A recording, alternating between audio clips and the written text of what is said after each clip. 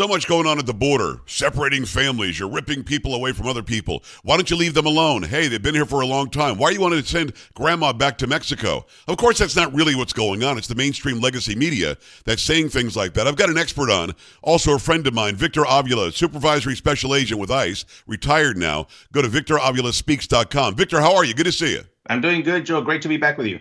You know, it's always good to have you on. Are you seeing the legacy media and how they're trying to spin this? There was somebody from the BBC or somewhere overseas that approached Tom Homan yesterday and went through this list about why are you deporting and why are you going after bad people? Why are you going after these people who didn't do anything wrong once they got here? They're trying to spin it that Homan and Trump and people like you and me just want to gather up anybody and everybody who's not from here and send them back. That's not happening. But how do you combat that when you hear that? You have to combat it with more messaging, something that I've been trying to do a lot of the actual reality of what's happening. And by the way, I got a story from South Texas yesterday. The same thing. The children were crying because they took, guess who they took? The criminal illegal alien father. Right. By the way, the mainstream media didn't mention why he was getting picked up because he was a prior deport and an aggravated felon. They left that part out, but they mentioned heavily about the children, the separation of the family. But it's the messaging that I think the Trump administration has to even bring it on even further and more because they are only targeting these worst of the worst and criminals. Not only, so you got a couple of categories here. You got criminal illegal aliens that have been convicted of a crime. You've got prior deports that have been committed a crime, were deported, came back. They're walking around here like if nothing. Then you have the ones that were ordered deported by a judge, like 1.7 million of those.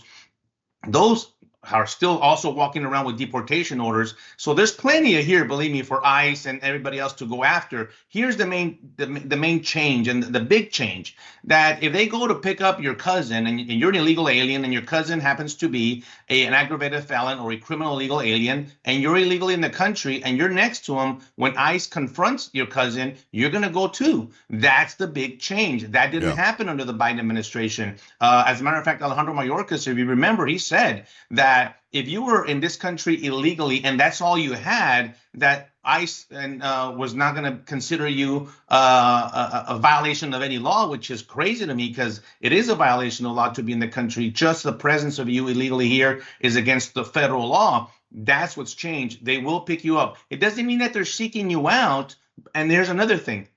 If that illegal alien that is being targeted by ICE and HSI and the others runs into a school, into a church, into a hospital, into a courthouse, those places are no longer restricted. They will go after you into these places. That's why you see the left saying, oh, they're going into schools and conducting raids. No, they're not. They're going after the targeted person that ran into a school because they still think that they could seek refuge in these sanctuary locations. Well, I'll compare it to this. If somebody robs a bank and runs into the school, you're going into the school to go get them. I mean, that's the bottom line. You're not going in there and trying to find out the legal status of or the immigration status of students.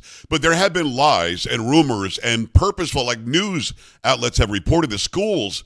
A superintendent or somebody put out an email that you probably saw that said school buses are being stopped and ICE is going to board the school bus, make the kids prove that they're here legally, or else they're going to deport them on the spot. And again, look, you and I are telling the truth, and we always do tell the truth, and we want those who are watching and listening to learn from what we're saying.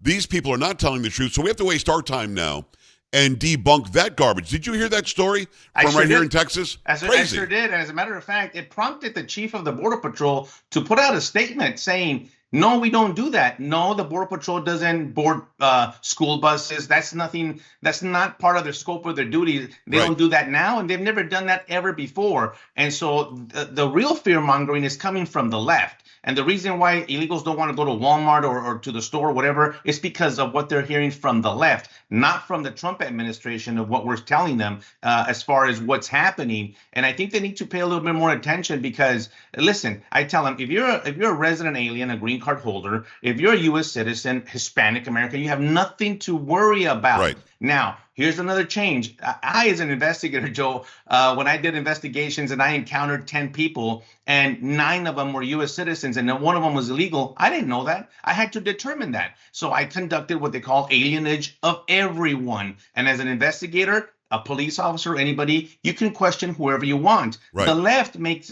it seem that because an ICE or immigration officer questioned a U.S. citizen, somehow that U.S. citizen was detained, and that's just not true. Right. I could question anybody I want, and as a matter of fact, by law, you have to tell me of what country you're a citizen of when I ask you that, and they don't understand that. The same thing happens when you come back into the country. If you go to Mexico, if you go anywhere coming through an airport or a land border, you have to ask for permission, even if you're a U.S. citizen, to come back into the country. That's exactly what's happening around. I had that happen when I came back from China adopting my daughter Gia, and I had no problem. Yes, I'm from this country. Here's my proof. So I'm not really sure why that's such a big deal. But what bothers me is that people don't understand the laws. And by the way, it's Victor Avila. Go to victoravilaspeaks.com. Great guy, former federal agent. Get his book. It's Agent Under Fire, right? You got it. All right, go and get his book, Agent Under Fire. So when we talk about immigration law, immigration status, things like that, there are a few categories, and I want to rattle them off, and I want your thoughts about this. Number one, if you come across the border illegally, it is a federal misdemeanor. It is actually a crime. It's not a civil thing. It's a crime. If you come here and get deported like the guy you just talked about in Brownsville, if you come back again after being deported, that's a felony. It's a federal crime, an actual statute. It's a crime. It's not something civil. AOC didn't seem to know what she's talking about.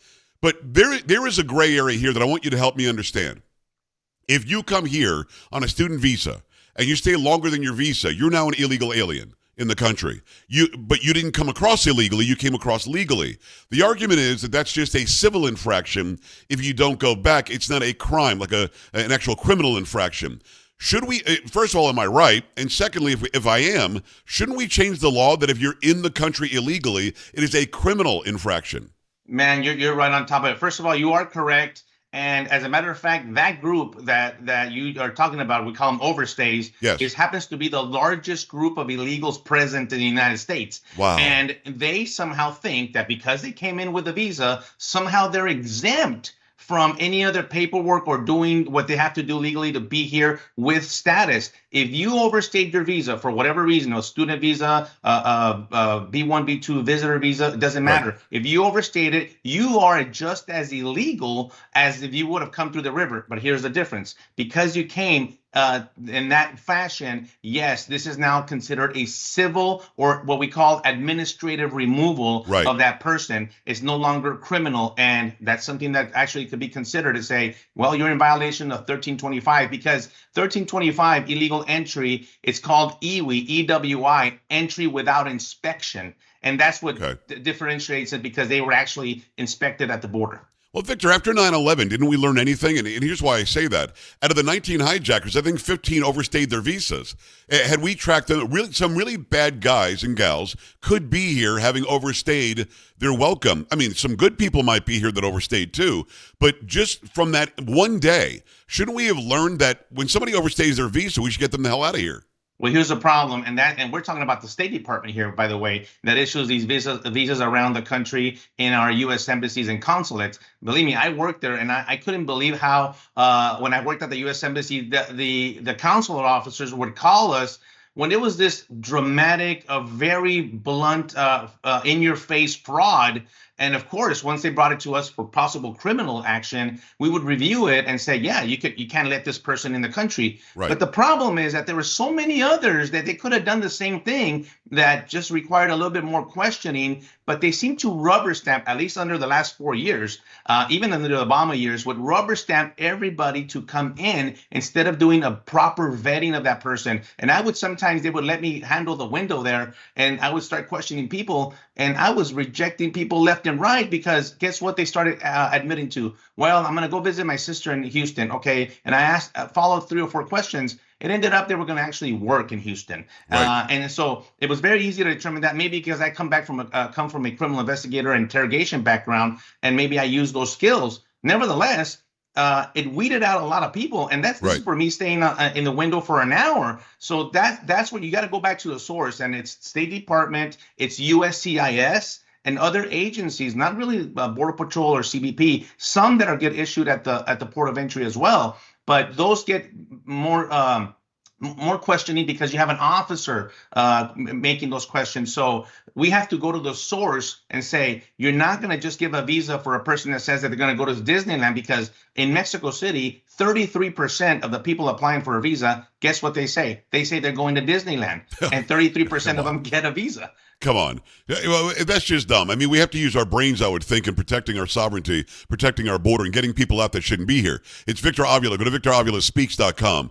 One last question on that, and I asked this earlier. I think you answered it, but shouldn't we take a look at the statute and not make it civil, make it criminal if you overstay your visa? What's the difference? You're here illegally. It should be a criminal charge, I would think. And I agree with you. We should change it. But here's the thing: is you're going to go through these categories now. The first category that we talked about, the criminal illegal aliens, and we have plenty of them.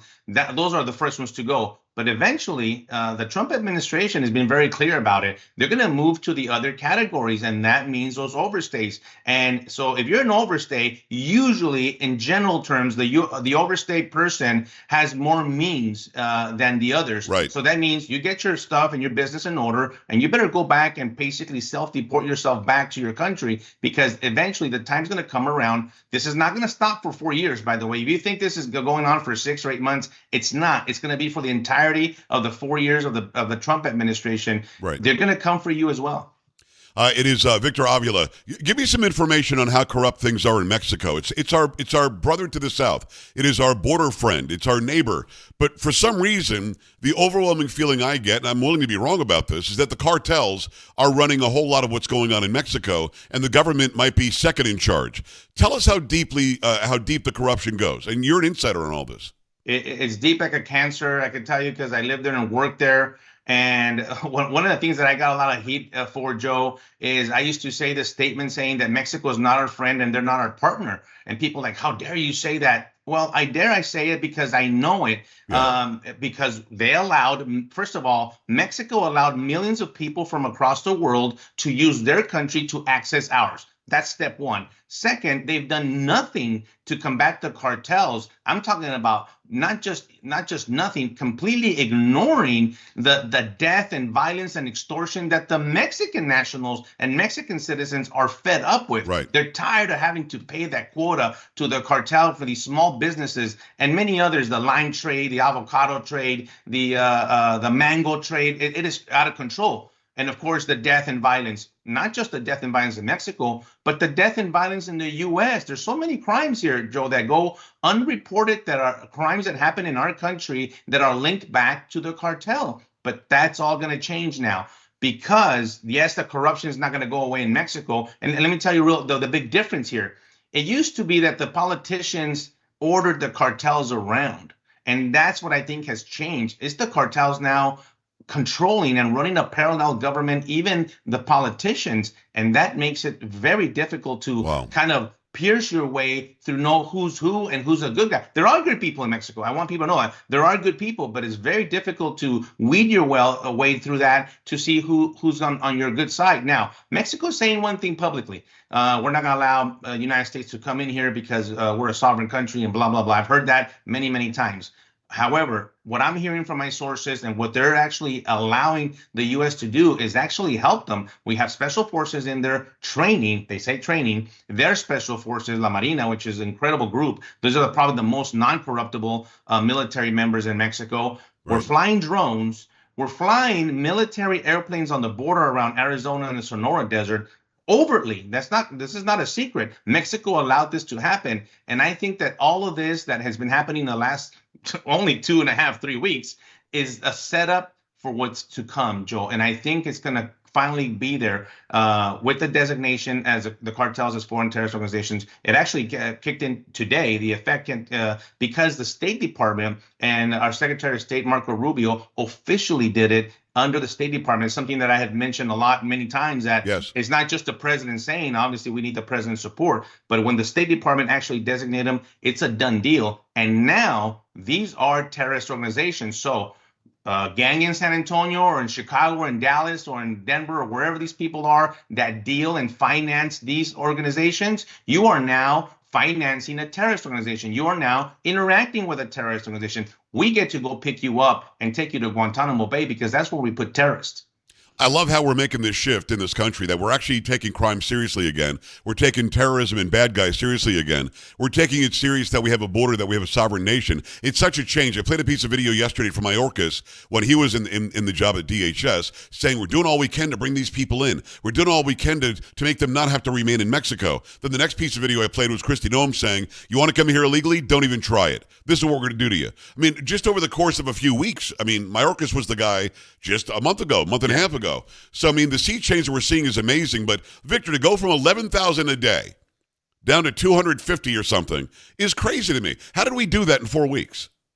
Well, enforcement, policy, and removing the restrictions that the Obama-Biden administration had put on for many years. I think I shared a story with you once that I was ordered down to stand down when I was going to arrest a drug trafficking illegal alien in El Paso, Texas. Yeah. And I was, right before I got him, they told me, don't you get him because he happened to be at the university. And these restrictions all of a sudden kept us from doing our job. And those don't exist anymore. And it's not that there were good restrictions. They were putting the handcuffs on our law enforcement. You don't do that on police officers. You don't do that on the state police or FBI. But for some reason, Joe, when you attach immigration to these crimes, I can't understand it why they get an additional protection from Cook County in Chicago, who has, by the way, more murderers in there right now in their custody that they want to release without notifying ICE. It makes absolutely no sense, because I know that myself and the people that live there want public safety. They don't care. They just want these people out, and especially 100%. If they're illegally in our country. Well, let me throw this at you. Is this happening? This, of course, enforcement's happening, and it's very public enforcement, which is good. But is the end result the people who would have tried to come here going, I'm not even going to try it? So is it both of it? Is it enforcement and people saying, I'm not going to even try it? Or is it just the fact that Trump wins, the border's closed, and they're trying, but they can't get in? Which is it all of that together? All of the above. It's all it's a messaging that's getting to them, and they're realizing, listen, why am I going to drop $8,000 to $10,000 and give it to the cartel when in fact I might not be able to get in? But I will share this with you. The cartel right now is scrambling. One, they still want their fentanyl in. They still want the bodies, the human bodies in, and they're going to do it one way or another. Yeah. They're going to smuggle them. Now, they're not going to be encounters at the border, but you're going to see stash houses in El Paso and Laredo and places like that go up like crazy because they're going to smuggle these people. It's that the smuggling is not going to end. Now, there's a major reduction of it right now because the borders are closed, especially in Texas. Now, I think they're going to go New Mexico, Arizona, California, because right now Texas is basically fortified. You got Texas DPS troopers that were given the authority, the immigration authority by the federal government. Right. Deputized, I'm sorry, is the word. And you got National Guard, you got the military and Border Patrol. My goodness, no one is going to come in through there. But the smuggling part of it, the sneaking in, is still something that we have to consider. You know, in Arizona, they're seeing a big influx, a big increase, as you know. Victor, I could talk to you all day. I got to run. Thank you so much for coming on and spelling all that out. VictorAvilaSpeaks.com. It's Victor Avila. Let's do it again soon, my friend. Thank you as always, Joe. You're the best. We're back after this. Stay right here.